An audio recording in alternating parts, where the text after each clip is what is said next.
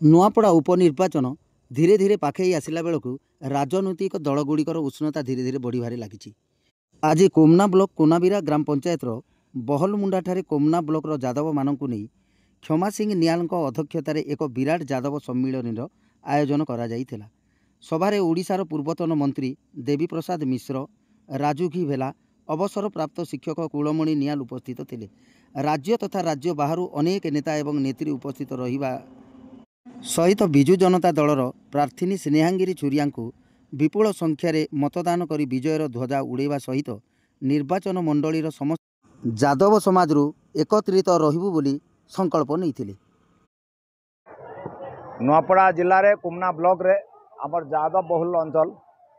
ସେଥିର୍ଲାଗି ଆଜି ଗୋଟେ ଆମେ ଯାଦବ ସମାଜ ତରଫରୁ କୋମନା ବ୍ଲକ ବହଲମୁଣ୍ଡା ଗାଁରେ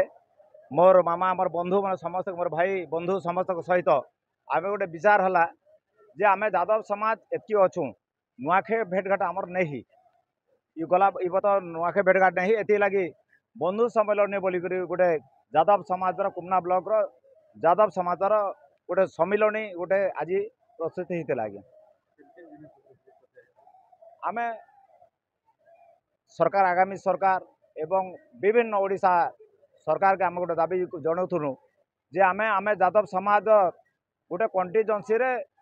45 ରୁ 50% भोट आमर अच्छे किंतु आम प्रार्थी हिसाब से आम के कौन प्रकार गंती नहीं कर लगी आम निश्चित भाव में आम यादव समाज एक ही करी आज आमर गोटे गोटे आमर दुख सुखर चर्चा गोटे होता जे आम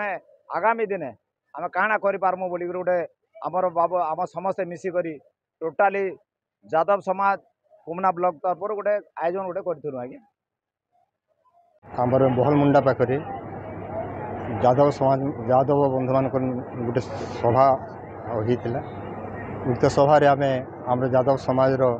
समस्ते उपस्थित हो आमर ऐतिह्य परंपरा संस्कृति उपर आलोचना कलु आ यादव समाज संगठन उपर आम दृष्टि निक्षेप कलु आ समस्त माँ मैंने आसते केमी सचेतन कर शिक्षार केमी से घर को सजाड़े अग्रसर हे समाज देशर केमी उन्नति हे से आम समस्ते संकल्प नेलु आउ